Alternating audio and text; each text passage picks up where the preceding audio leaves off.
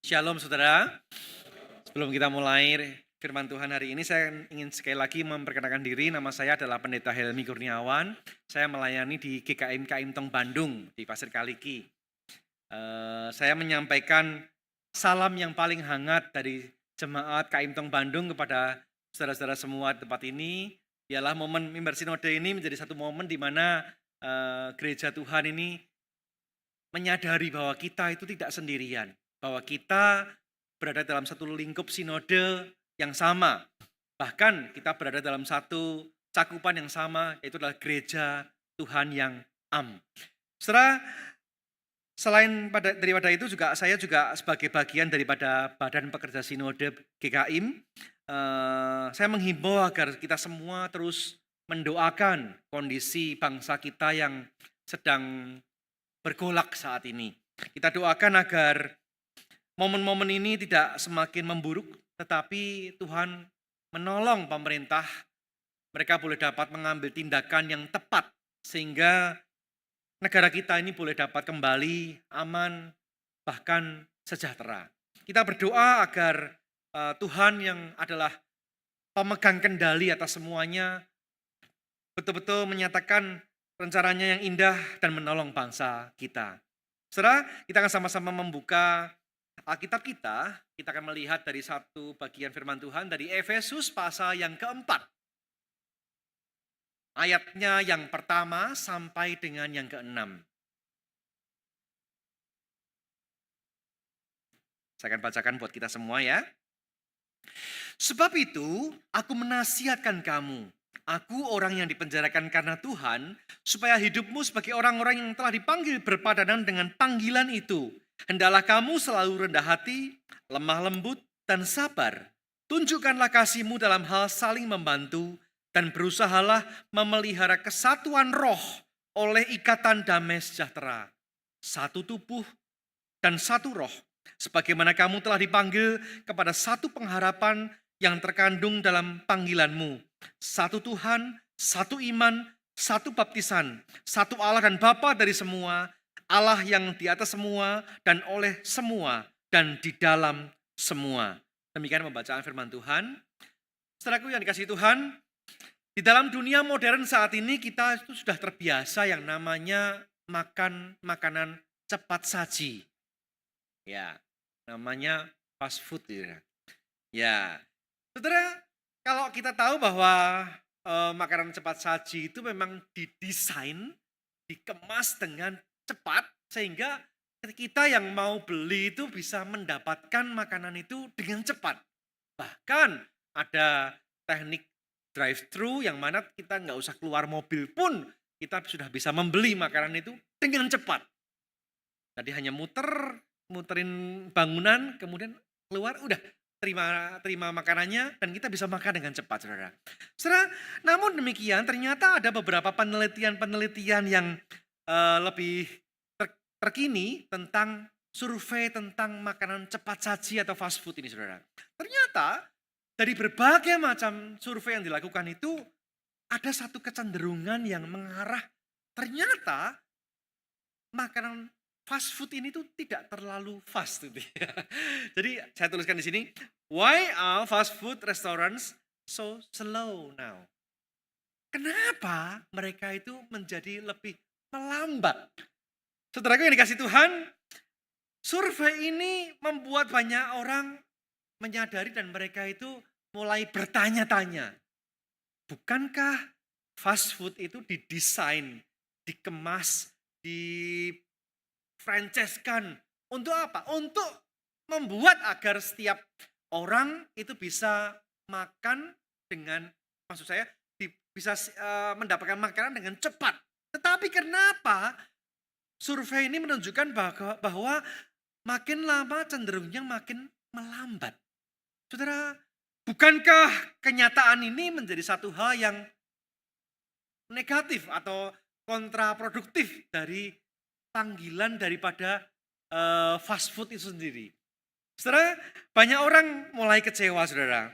Saudara, kalau dengan demikian kita tahu bahwa sesungguhnya orang ketika melihat sesuatu tidak pada tempatnya, tidak pada sesuai pada yang seharusnya, orang mulai gelisah, saudara. Bukankah seharusnya orang tidak hanya gelisah dengan masalah fast food, tapi seharusnya saudara kita semua dan saya, kita harusnya lebih gelisah ketika kita melihat bahwa gereja Tuhan tidak lagi setia pada panggilannya. Saudara, ini menjadi sesuatu yang sangat-sangat krusial. Terutama kalau kita melihat bagaimana kondisi-kondisi di mana ada banyak perselisihan, ada banyak perpecahan, ada banyak tercerai-berainya gereja Tuhan yang ada, saudara. Ini membuat sesuatu hal yang ironis sekali. Bukankah panggilan kita itu adalah sesama umat Tuhan. Panggilan kita adalah kita itu disatukan oleh kasih Kristus. Yang seharusnya kita itu memiliki satu kesatuan yang nyata, yang jelas, yang bisa dilihat oleh banyak orang. Ini loh gereja yang bersatu. Ini loh orang-orang percaya yang adalah satu tubuh. Tetapi dalam kenyataannya terkadang ada banyak hal yang tidak seperti itu. Saudara yang dikasih Tuhan, Rasul Paulus di dalam suratnya kepada jemaat Efesus pasal yang keempat, ayat yang pertama dikatakan, sebab itu aku menasihatkan kamu, aku orang yang dipenjarakan karena Tuhan, supaya hidupmu, orang-orang yang telah dipanggil itu berpadanan dengan panggilan itu. Saya tegaskan dengan kuat tadi kata berpadanan. Berpadanan itu adalah sesuatu yang mengandung makna di mana kita itu seharusnya sepadan. Seharusnya selaras. Seharusnya sinkron. Kalau engkau adalah anak Tuhan yang sudah ditebus oleh Tuhan. Dengan kasih Tuhan. Dengan harga yang begitu mahal. Darah Kristus. Kita ini sama-sama umat yang ditebus. Kita ini dibasuh oleh darah yang sama. Darah yang mahal. Kenapa? Sekarang kita harus menjadi orang yang tercerai-berai, yang tidak bersatu. Paulus dengan tegas, hei kamu jemaat, engkau harus berpadanan dengan panggilan itu. Tidak bisa kamu tidak berpadanan. Tidak bisa kamu cerai-berai, tidak karu-karuan. Inilah satu panggilan yang boleh ditujukan kepada kita semua pada saat ini. Pertanyaan kunci yang menjadi pertanyaan kita saat ini adalah bagaimana kita bisa hidup dalam kesatuan sebagai gereja Tuhan. Bagaimana? Nah, ini akan saya jelaskan di dalam beberapa bagian, dalam 3 bagian utama, ada 3 ide utama. Yang saya awali dengan yang pertama adalah kita akan melihat apa sih pondasinya, apa sih dasarnya. Saudara-saudara, segala sesuatu itu butuh yang namanya pondasi atau dasar. Karena dasar ini atau pondasi ini akan menentukan seperti apa bangunan di atasnya. Kalau pondasinya kuat, maka tentu yang di atasnya akan semakin baik, tidak mudah rapuh. Saudara, kesatuan di dalam kekristenan itu bukan soal bagaimana kita itu membangun pondasi berdasarkan kita sama-sama satu marga ya kita ya. Marga apa kamu? Oh sama dong. Nah, kita satu marga, makanya itu adalah menjadi satu pondasi kesatuan kita. Belum tentu, saudara. Ada orang berpikir bahwa kita sama-sama satu budaya. Sama-sama satu suku. Sama-sama satu hobinya sama. Minatnya sama. Tapi saudara, saya mau katakan bahwa sesungguhnya orang itu ya, kesamaan-kesamaan yang sifatnya kesamaan-kesamaan manusiawi ini, itu sangat-sangat rapuh. Itu tidak kuat sama sekali. Berapa banyak kalau kita menemukan orang sesama suku bisa perang sendiri. Sesama marga yang sama bisa bertengkar hebat. Tadinya punya hobi yang sama-sama suka mancing atau suka sepedaan atau hobi olahraga yang sama. Tapi ketika ada satu momen di mana mereka mengalami beda pandangan yang krusial, yang cukup pelik, membuat putus relasi sampai akhirnya bermusuhan. Padahal tadinya bareng-barengan terus. Saudara, orang bisa jadi satu kelompok yang sama juga gara-gara kepentingannya sama. Atau bahkan yang lebih parah lagi, saudara. Orang bisa menjadi bersatu karena apa? Punya musuh yang sama. Si A ini musuhan sama si C. Si B musuhan sama si C juga. A dan B tidak ada hubungan sebelumnya. Tapi gara-gara mereka punya musuh yang sama, mereka bersatu. Pernah lihat kayak gini? Wah, saya yakin saudara akan dalam hati, ada. Di dalam pikiran kita mungkin ada gitu ya. Saudara, ini semua menyadarkan pada kita bahwa sesungguhnya ini sama sekali bukan pondasi yang baik. Ini sama sekali bukan pondasi yang kuat. Mengingatkan saya pada sebuah gambaran cerita sebuah mall di Korea. Mall ini menjadi mall yang sangat hebat, terkenal, laris manis. Bahkan konon katanya ada 40.000 pengunjung mall setiap harinya. Tahukah saudara bahwa mall Sampung di Seoul ini begitu megah dibangun dan menjadi mall yang paling keren pada waktu itu. Tahun 90-an ya. Tapi ternyata mall ini hanya berdiri selama 5 tahun saja. Karena setelah 5 tahun, tahun 95 pada waktu itu, mall ini tuh roboh, saudara. Mall ini dalam satu kesempatan tiba-tiba roboh. Membuat ada korbannya 500 orang yang meninggal. Dan lebih daripada itu ada orang yang banyak luka-luka. Saudara, mall Sampung ini pernah menjadi mall yang paling hebat. Rame, terkenal. Bangunannya paling megah pada waktu itu, di tahun itu. Tetapi kenapa dia bisa roboh? Tim investigasi menemukan ternyata ada faktor tanah yang tidak rata. Ada faktor juga semennya itu yang dipakai murahan ataupun tidak sesuai dengan aciannya itu tidak pas dengan yang seharusnya gitu. Jumlah semen yang seharusnya ada gitu ya. Kemudian juga ada faktor struktur yang tidak kokoh. Saudara, ini semua bicara soal pondasi, saudara. Bagaimana ketika pondasinya itu rapuh, maka bangunan sebagus apapun di atasnya rapuh. Dan betul terbukti rontok, saudara. Saudara yang dikasih Tuhan, dasar kesatuan orang percaya bukan sesuatu yang rapuh. Kalau tadi kita sama-sama melihat di dalam ayat kita, di dalam, sorry, ini mau di back gimana? Oh iya, back, tolong di back kembali. Nah ini, inilah dasar daripada atau pondasi daripada kesatuan kita. Bahwa kita itu sudah disatukan oleh kasih Allah menjadi satu tubuh.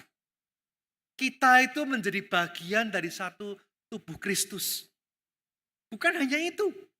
Kita itu juga disatukan menjadi satu kita disatukan oleh satu roh. Di mana kita itu kalau orang bisa bertobat itu bukan karena si pemberita Injil itu hebat, pintar ngomong atau bagaimana. Enggak, saudara. Itu karena ada roh yang melahirbarukan orang itu. Yang membuat dia akhirnya tercelik matanya. Hidupnya, rohaninya itu terbuka kembali. Hidup kembali. Dia dibangkitkan secara rohani oleh Roh Kudus. Itu yang mengerjakan roh yang sama. Kita juga memiliki satu pengharapan di dalam Kristus. Di mana kita akan memiliki satu kemuliaan kekal. Kehidupan kekal di sorga. Yang mana itu sangat kita nanti-nantikan. Kita juga punya satu Tuhan yang menjadi kepala gereja, Yesus Kristus. Kita juga punya satu iman, satu baptisan. Kita punya identitas rohani yang sama. Satu Allah dan Bapa adalah satu sumbernya adalah dari mereka semua, tidak ada yang lain. Sebab segala sesuatu adalah dari Dia, Bapa itu. Saudara, kalau kita melihat di sini kita menemukan ada satu tubuh, satu roh, satu pengharapan, satu Tuhan, satu iman, satu baptisan, satu Allah. Jadi ada 7 kata satu di situ. Saya nulisnya memang agak meleset satu ya, itu ada satu iman, satu baptisan itu harusnya beda beda beda alinea, beda barisnya. Ada 7. Saudara tahu 7 dalam budaya orang-orang Yahudi, mereka itu cukup menganggap bahwa angka 7 itu adalah lambang daripada kesempurnaan. Bayangkan, jadi sesungguhnya kalau kita mau mencoba melihat di bagian ini, bahwa sesungguhnya dasar pondasi yang dimiliki oleh orang Kristen untuk bersatu itu tuh sudah top markotop, saudara ya. Sudah paling top. Tidak ada yang lebih baik daripada pondasi ini. Ini sudah sempurna. Saudaraku yang kasih Tuhan, tentu saja di dalam kesatuan tetap ada yang namanya perbedaan. Ketika kita diminta untuk bersatu, bukan berarti kita semua harus sama rata, sama rasa, semua harus sama seragam semua. Enggak harus gitu, saudara. Justru kita tahu bahwa memang masih ada keberbedaan. Memang masih ada diversity-nya itu ada. Ada kepelbagaian, ada. Tapi di dalam keperbedaan itulah ketika itu tuh disatukan oleh kasih Tuhan. Disatukan oleh karya Kristus di kayu salib. Itu semua menjadi satu pondasi yang sangat indah. Saudara, kesatuan memang bukan sesuatu yang terjadi otomatis. Kesatuan orang Kristen itu secara objektif adalah kebenaran yang sejati. Tetapi bukan berarti itu terjadi secara otomatis tanpa diupayakan apapun, udah langsung tiba-tiba celing satu gitu ya. Enggak. Memang itu harus secara subjektif, kita harus berjuang untuk memeliharanya. Itulah peran kita nanti. Bagaimana kita mengupayakan semuanya itu. Dan itu semua kita sadar bahwa kita ini tidak sedang istilahnya sendirian tanpa musuh. Enggak, saudara. Kita ini sedang di istilahnya kalau saya membayangkan itu setiap orang percaya itu sedang dalam incaran musuh iblis. Saya membayangkan dalam imajinasi saya, iblis itu setiap waktu mencari, dia dengan snipernya, laras panjang gitu ya. Dia sedang mengintip mana dari antara orang-orang ini, mana kelompok mana yang bisa saya adu, mana kelompok mana yang bisa saya pisahkan, mana kelompok mana yang saya bisa hancurkan buat pertikaian, buat perpecahan di sana. Itulah kondisinya. Itu yang membuat kita sadar. Sekalipun kita punya pondasi yang luar biasa, tapi ingat, itu tidak otomatis. Dan di sisi lain ada iblis yang mengitik-ngitik terus membuat kita tuh tergoyang terus loh. Di sisi lain, kita masing-masing pun juga punya kelemahan, bukan? Kita belum orang pribadi-pribadi yang sempurna. Kita ini penuh dengan kelemahan. Dan itulah yang membuat faktor-faktor ini menjadi satu faktor yang bisa membuat perpecahan itu sangat mungkin. Padahal kita punya pondasi yang begitu kuat. Tapi yang pasti, saudara, saya yakin dan percaya bahwa hanya dengan pondasi ini saja. Dengan pondasi disatukan di dalam Kristus ini, itu cukup untuk membuat kesatuan umat Kristen. Umat percaya. Saudaraku yang dikasih Tuhan, lalu bagaimana wujud daripada kesatuan yang kita perlu upayakan ini? Kita akan melihat wujudnya ada beberapa yang dituliskan di dalam ayatnya yang kedua dan ayat yang ketiga. Seperti apa wujud daripada kesatuan itu? Kalau tadi kita bicara soal dasarnya apa, sekarang wujudnya apa? Yang pertama, saya ingin mengajak kita untuk wujudnya adalah kesatuan itu muncul dengan dari sikap yang rendah hati, saudara. Saudara, rendah hati adalah keadaan di mana kita itu menyadari diri kita apa adanya sesuai dengan penilaian Allah. Kita tidak terlalu memandang terlalu tinggi menjadi sombong ataupun memandang terlalu rendah menjadi rendah diri. Ingat, rendah diri beda dengan rendah hati. Kita bukan mau rendah diri, tapi kita mau rendah hati. Kita melihat sebagaimana yang Allah melihat kita. Yang benarnya seperti apa. Nah itu. Saudaraku, kerendahan hati kita bukan terjadi ketika kita membandingkan dengan orang lain. Ya. Seringkali kalau kita membandingkan dengan orang lain, justru kita akan mencoba untuk melihat-lihat, oh mana lebih hebat ini, mana lebih, oh aku ternyata kalah, ya udah aku gak berani lah, aku minder lah. Nah itu salah saudara. Atau kita merasa lebih tinggi, lebih pengalaman, lebih kuasa, lebih kaya, lebih punya lebih pengalaman lebih banyak. Oh saya merasa sombong. No juga, itu sombong. Yang benar adalah bagaimana kita mau memandang kepada Kristus. Itulah awal dari kerendahan hati. Kerendahan hati yang benar terjadi ketika kita melihat pada karya Kristus, pada salib Kristus. Dan kita menyadari diri bahwa Tuhan, aku ini adalah orang yang berdosa. Tuhan, aku ini bukan siapa-siapa. Bahkan aku ini bukan apa-apa. Aku ini adalah orang yang harusnya dimurkai, dihukum. Tapi Engkau selamatkan aku. Engkau jadikan aku anakmu. Engkau izinkan aku sekarang ini melayanimu. Engkau izinkan aku ini boleh mengalami berkat-berkat-Mu. Terima kasih Tuhan. Kalau saudara adalah orang-orang yang melihat, memandang salib Kristus, saudara akan menjadi orang yang tahu diri. Seringkali di gereja ada orang-orang yang tidak tahu diri. Karena apa? Karena mereka lupa untuk memandang pada salib Kristus. Sehingga mereka terjebak pada kesombongan, pada tinggi hati, pada sesuatu yang besar yang mereka coba selama ini capai, pengalaman, kekayaan, status, jabatan, dan berbagai macam hal yang lain. Itulah yang membuat pada akhirnya mereka lupa diri. Saudara, ingat hal ini. Ketika engkau merasa sulit untuk rendah hati, berdiamlah diri.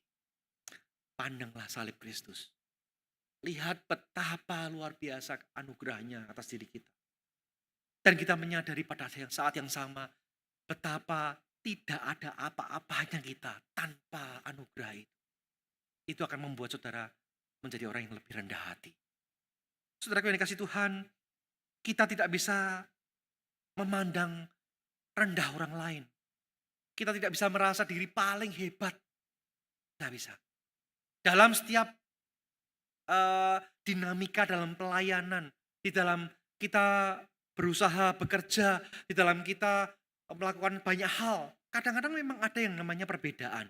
Kadang-kadang ada yang namanya konflik. Tetapi ingat, kalau kita memandang diri kita sebagai pribadi yang sudah mendapat anugerah Allah di dalam Kristus, seharusnya kita menjadi orang yang tahu diri. Dan kita menjadi orang yang rendah hati.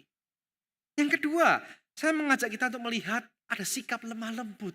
Ada muncul, ada wujud dari kesatuan ini dibentuk dari sikap yang lemah lembut. Saling lemah lembut satu sama lain. Kalau ada sebuah pertengkaran, mau mulai gitu ya. Kalau ada salah satu mulai melontarkan tembakan-tembakan yang menyakiti satu sama lain. Orang yang disakiti bisa punya beberapa pilihan respon. Oh, saya mau gimana ini? Saya mau terima, saya mau tahan, saya mau kontrol diri atau saya mau hantam balik. Saya mau sikat balik. Nah, saudara, sikap lemah lembut itu adalah sikap yang sangat diperlukan.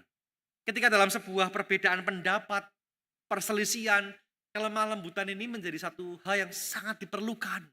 Supaya apa? Supaya apinya itu tidak membesar. Kelemah lembutan bukan berarti kita itu loyo, nggak punya kuasa, lemes, lembut kayak penari solo yang lemah gemulai. Bukan itu, poinnya bukan itu. Kelemah lembutan di dalamnya ada kekuatan, tetapi kekuatan yang terkendali. Itulah lemah lembut. Lemah lembut bukan berarti tidak mampu, tidak kuat apa-apa sehingga hanya bisa pasrah. Ya udahlah, enggak. Lemah lembut itu saudara punya kendali, punya kuasa. Tetapi saudara mampu mengendalikan itu semua dan mau menahan. Itulah lemah lembut. Saudaraku yang dikasih Tuhan, Kita perlu belajar kepada Tuhan Yesus. Dia pernah mengatakan, belajarlah kepadaku, karena aku ini lemah lembut. Saudaraku, dalam sebuah dinamika pelayanan kita atau dinamika kehidupan kita sebagai umat Tuhan, tentu kita akan melewati banyak hal. Tapi ingat, di dalam semuanya itu, kelemah lembutan memegang peran juga untuk menjaga kesatuan kita. Yang berikutnya, saudara, sikap sabar. Nah, ini sangat penting juga, saudara. Sabar itu artinya mau menanggung kelemahan orang lain. Mau, istilahnya apa ya, menanggung sesuatu yang sebetulnya tidak mau kita, yang sebetulnya tidak enak. Tapi kita mau menanggungnya. Itulah arti sabar. Jadi kalau kita melihat bahwa sesungguhnya Tuhan kita adalah Tuhan yang begitu sabar kepada kita. Tuhan itu adalah Tuhan yang paling sabar sama saudara dan saya. Bahkan mungkin kalau boleh, Tuhan itu sabar. Sabar banget sama saya. Saya bukan orang yang sepenuhnya suci tanpa dosa. Enggak, saya banyak melakukan kesalahan. Saya banyak berdosa. Tapi Tuhan mau sabar kepada diri saya. Tuhan mau sabar membentuk saya. Tuhan mau sabar untuk melihat orang yang mungkin seharusnya layaknya dimurkai. Saudara, kalau misalnya andaikan ada kesempatan Tuhan itu memberikan wewenangnya ya. Istilahnya kita diizinkan duduk di kursinya Tuhan dan kita itu punya kuasa seperti Tuhan. Nah, dulu ada film yang judulnya adalah Bruce Almighty itu ya. Itu ada seorang Jim Carrey itu tokohnya namanya Jim Carrey, pemainnya namanya Jim Carrey itu dikasih kesempatan untuk kamu bisa jadi Tuhan gitu ya. Kira-kira bagaimana saudara di posisi jadi Tuhan punya segala kuasa, saudara menghadapi teman-teman saudara yang ada yang menjengkelkan, ada yang brengsek, ada yang bikin kesel getem-getem gitu ya. Wah, paling menjengkelkan sekali. Saudara, apakah saudara sabar sama mereka? Ataukah gara-gara saudara punya kuasanya Tuhan, saudara akan pasang petir satu, kasih petir, sambar petir gitu ya. Yang menjengkelkan itu disambar petir semua aja lah, biar habis semuanya gitu ya. Saudara, untungnya, puji Tuhannya adalah saudara tidak di posisi itu. Kalau enggak semua di dunia ini sudah disambar petir oleh saudara ya. Karena kita merasa bahwa kita orang pribadi orang yang enggak sabar saudara. Tapi seharusnya kalau kita sudah merasakan kasih Tuhan yang luar biasa. Tuhan sudah begitu sabar pada kita. Bukankah ini menjadi modal kita untuk kita belajar sabar juga pada orang lain. Orang lain berada di dalam fase pertumbuhan kerohaniannya. Mungkin dia dalam fase-fase yang masih belum matang. Dia mungkin masih harus belajar merangkak. Terkadang dia jatuh, dia bangun lagi, jatuh lagi. Kita harus belajar sabar untuk memahami pergumulan imannya. Karena apa? Kita dulu pun sudah pernah mengalami hal itu juga. Kita juga pernah jatuh, kita juga perlu disabarin juga. Kenapa kita tidak bisa mau sabar kepada orang lain? Wujud kesatuan, salah satu bentuknya adalah kesabaran. Yang berikutnya saudara, sikap kasih. Alkitab jelas menyatakan bagaimana tunjukkanlah kasihmu dalam hal saling membantu. Dalam bahasa Inggris, bearing with one another in love. Kita perlu belajar menanggung satu sama lain di dalam kasih. Menanggung di sini menanggung beban, menanggung rasa yang tidak enak, menanggung sesuatu yang mungkin bisa membuat kita sakit, terluka, ataupun mengalami yang gak enak. Saudara, tapi itulah yang seharusnya kita harus lakukan. Jika Kristus telah mengasihi saudara, jika Kristus telah memberikan kasihnya yang sempurna ketika dia mati di kayu salib, itu bukan sekedar sakit, saudara, tapi dia mau mati buat saudara. Kasih inilah yang akan memampukan kita semuanya untuk kita bisa benar-benar dimampukan, ditolong untuk kita bisa mengasihi orang lain. Mari kita belajar menempatkan orang lain itu bukan objek daripada penghakiman kita. Kalau kita memposisikan diri sebagai objek hakim, sebagai hakim kita akan hajar semuanya. Kita akan salahkan semuanya. Kita akan hakimi semuanya. Tapi marilah kita belajar untuk mengasihi mereka apa adanya. Mengasihi mereka, menanggung beban mereka. Itulah yang menjadi satu hal yang sangat-sangat perlu ada di dalam sebuah gereja Tuhan. Ada sebuah tagline yang bagus dalam sebuah gereja di Surabaya. Dia tuliskan seperti ini. Gereja bukan tempat untuk orang yang sempurna. Saudara setuju dengan kalimat ini? Setuju? Setuju? Ya, kalau kita menyadari bahwa kita itu juga bukan orang sempurna. Kalau ada di sini yang mengatakan, enggak Pak, saya sempurna, silakan ngacung, boleh dah. Saya kasih kesempatan dah. Tapi saya yakin kalau saudara benar-benar menyadari, kita tahu kok bahwa kita itu tidak sempurna. Kita tahu diri bahwa kita ini penuh dengan kelemahan. Kita ini penuh dengan yang namanya kebobrokan. Itu semua membuat kita pada akhirnya sadar bahwa ya, saya penuh kelemahan. Saya perlu belajar untuk mengasihi orang lain. Karena mereka juga dalam kelemahan juga. Kita perlu belajar untuk saling rendah hati. Kita perlu belajar untuk saling lemah lembut satu sama lain. Kita perlu sabar satu sama lain. Kita perlu saling mengasihi. Inilah wujud daripada kesatuan itu. Ada kerendahan hati, ada kelemah lembutan, ada kesabaran dan kasih. Lalu bagaimana yang seharusnya kita lakukan, saudara? Mari kita sebagai langkah praktisnya ya. Mari kita upayakan memelihara kesatuan. Kayak lagi tadi saya pernah dibilang di depan bahwa kesatuan ini bukan tiba-tiba dalam sekejap jadi kesatuan. Enggak, tapi perlu diupayakan, diusahakan. Makanya Rasul Paulus bilang dalam ayat 3, berusahalah memelihara kesatuan roh dalam ikatan damai sejahtera. Setelah dalam bahasa aslinya, dalam bahasa Yunani, kata berusahalah ini memakai kata spodaso. Spodaso itu kalau diartikan dalam bahasa kita adalah coba pakai segenap cara untuk bisa mengupayakannya gitu ya. Nah itu ya, kira-kira gitu. Dalam bahasa Inggris, to make every effort. Upayakan dengan setiap hal yang bisa dipakai, pakailah. Upayakan sebisanya. Itulah yang diungkapkan oleh Rasul Paulus. Upayakan untuk memelihara kesatuan roh.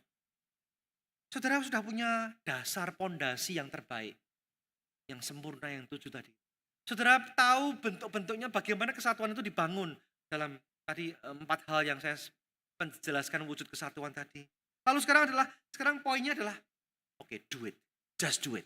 Just do it. Saudara, bagaimana praktisnya saudara? Dalam kenyataannya kita itu akan bertemu dengan banyak hal perbedaan. Kadang-kadang ada perbedaan kecil. Urusan milih makanan konsumsi apa di gereja, konsumsi rapat aja bisa bertengkar orang. Urusan mau pakai dress code apa aja, saya maunya merah. Karena ini adalah hari bulan kemerdekaan. Enggak, saya enggak punya merah, saya pengennya putih. Suci. Ya orang punya opsi masing-masing, punya pemikiran masing-masing. Tapi hal yang kecil aja bisa jadi besar. Nah, hal-hal semacam itulah yang ingin saya coba untuk, yuk coba belajarlah untuk memiliki kasih, memiliki kelemah lembutan, sabar satu sama lain. Mari kita belajar hal-hal yang sifatnya kecil, yang tidak terlalu signifikan, buang itu, abaikan itu. Hal-hal yang besar dikecilkan. Masalah-masalah yang besar dikecilkan. Perbedaan-perbedaan yang besar dikecilkan. Jangan malah yang kecil dibesarkan, yang besar diledakan. Jangan. Saudaraku yang dikasih Tuhan, kalau kita melihat dalam konteks keberbedaan yang sifatnya itu besar ya. Kadang-kadang kita mungkin melihat ada perbedaan suku, perbedaan budaya, perbedaan latar belakang. Ini tentu faktornya lebih banyak, lebih besar ini ya. Nah kita perlu belajar bahwa kita harus sadari bahwa perbedaan itu bukan menjadi masalah. Perbedaan bukan masalah. Tapi perbedaan itu justru menjadi sebuah kekayaan. Menjadi sebuah kekayaan yang memperkaya warna daripada gereja kita. Kalaupun ada yang berbeda, enggak apa-apa. Tapi yang berbeda ini ditangani di dalam kesatuan, semangat kesatuan tadi, saudara. Jadi kita perlu belajar bagaimana kita itu dengan kepal bagian keperbedaan itu kita tuh bisa memainkan sebuah orkestra yang indah. Ingat loh, sebuah orkestra itu tidak akan hebat, tidak akan indah kalau yang main cuma satu. Yang cuma hanya pukul simbal, pieng gitu ya. 2 jam cuman pieng, pieng. Saudara males, saudara. Saudara kan pulang pasti di menit ke 5, menit ke 10, saudara bosan pulang.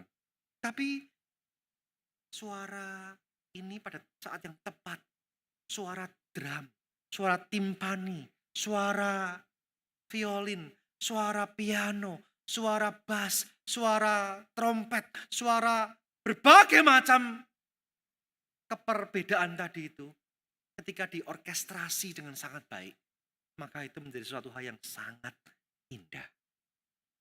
Gereja kita, saudara, adalah sebuah orkestra. Tinggal sekarang bagaimana? Apakah si piano ini kepengen nonjol sendiri? Apakah si trompet ini berdiam diri tidak mau menyuarakan suaranya? Apakah si bagian yang lain violinnya tuh mau menang-menang sendiri? Atau dia walk out keluar dari permainan ini? No. Hendaklah kita menyadari bahwa setiap kita adalah bagian daripada orkestrasi gereja Tuhan. Dan itu ketika sama-sama dinyanyikan dengan tepat, maka itu akan menjadi satu hal yang sangat indah. Saudara, bangsa dan negara kita juga punya satu slogan yang sangat bagus. Dalam pita yang tertulis di kaki burung Garuda itu ada tulisan Bhinneka Tunggal Ika. Konon katanya tulisan ini berasal dari bahasa Sanskerta yang ditulis dalam buku Sutasoma, betul ya? Dulu waktu pelajaran PPKN waktu zaman dahulu ya. Itu satu hal yang sangat indah. Unity in diversity. Kesatuan di dalam keperbedaan. Itu yang menjadi hal yang kita gumulkan saat ini. Mari kita sama-sama boleh justru di dalam keperbedaan itu kita boleh lakukan sebuah orkestrasi yang indah. Saudara, Indonesia penuh dengan berbagai macam keperbedaan. Kalau kita melihat ada begitu banyak konflik, perpecahan, pertikaian, itu menyadarkan kita semua bahwa Indonesia, bangsa ini butuh Kristus. Bangsa ini butuh pondasi yang paling mutakhir untuk disatukan. Bangsa Indonesia butuh Kristus. Karena hanya dalam terang Kristus sajalah semboyan Bhinneka Tunggal Ika itu akan menemukan makna yang paling sesungguh-sungguhnya. Paling sempurna. Kesatuan itu bukan hanya sekedar ide nasional. Tapi kesatuan ini adalah sebuah realitas rohani yang sebetulnya Allah sudah kerjakan sebelumnya. Dia yang sudah mulai dan sekarang diteruskan kepada saudara. Kesatuan itu perlu saudara upayakan. Saudara perlu lakukan. Saudara perlu sungguh-sungguh kerjakan di dalam gereja Tuhan di tempat ini. Saudaraku, saya mau mengajak saudara untuk melihat visi ke depan. Mari arahkan pandangan kita jauh ke depan. Suatu saat nanti. Di dalam Wahyu pasal yang ke-7 ayat yang ke-9. Dikatakan demikian. Suatu kumpulan besar orang banyak yang tidak dapat dihitung banyaknya. Dari segala bangsa, suku, kaum dan bahasa. Akan berdiri di depan tahta anak domba. Dan mereka akan bersama-sama berseru memuji Tuhan. Dan pujian yang mereka nyanyikan ada di dalam ayatnya yang ke-10. Wahyu 7 ayat 10. Nyanyian mereka kira-kira berbunyi demikian. Keselamatan bagi Allah yang duduk dan bertata, kami naikkan pada anak domba.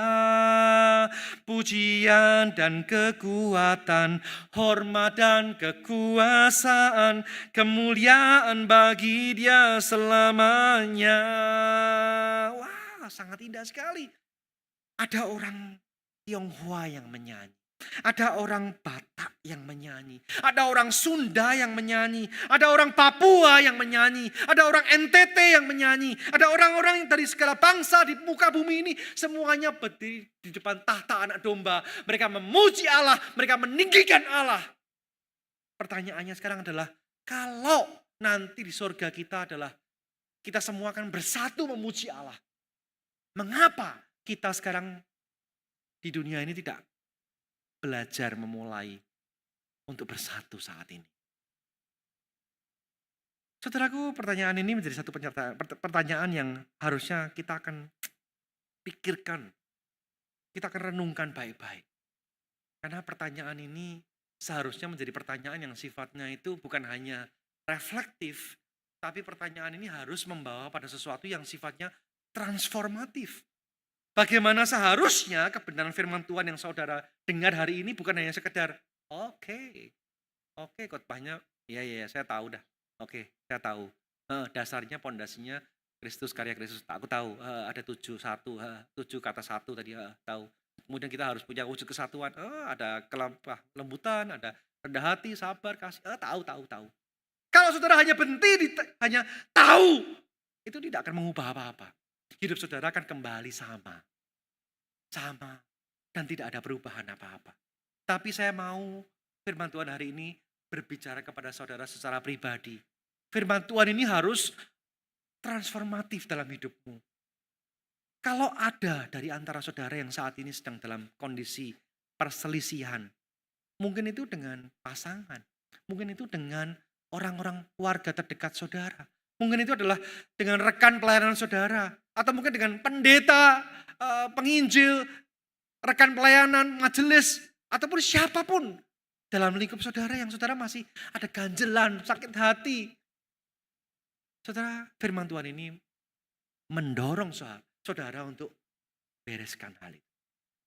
Berikan pengampunan, berikan satu penerimaan, buat satu rekonsiliasi. Ingat, kita ini bukan umat Tuhan yang terpecah-pecah. Kita adalah umat Tuhan yang sudah disatukan oleh darah Kristus yang begitu mahal.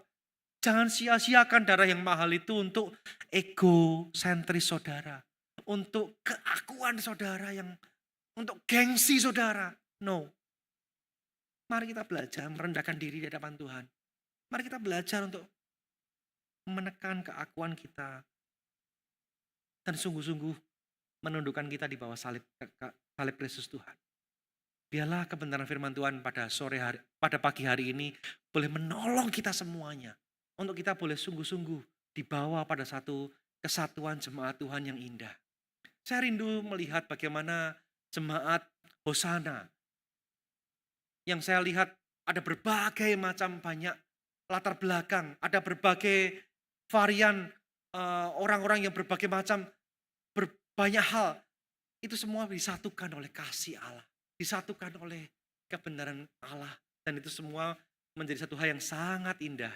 Menjadi sebuah orkestra yang orang lihat, orang dengar, orang pandang itu sangat indah. Saudara, kita semua tentu merindukan hal itu. Dan saya ingin agar itu betul-betul dapat terwujud nyatakan secara penuh di gereja ini. Gereja yang bersatu dan menjadi berkat. Mari bersama-sama kita berdoa. Kami bersyukur Tuhan untuk kebenaran-Mu pada hari ini yang boleh sama-sama kami dengar. Kami rindu agar Engkau bekerja. Kami rindu agar Engkau menolong kami untuk menjadi pelaku firman.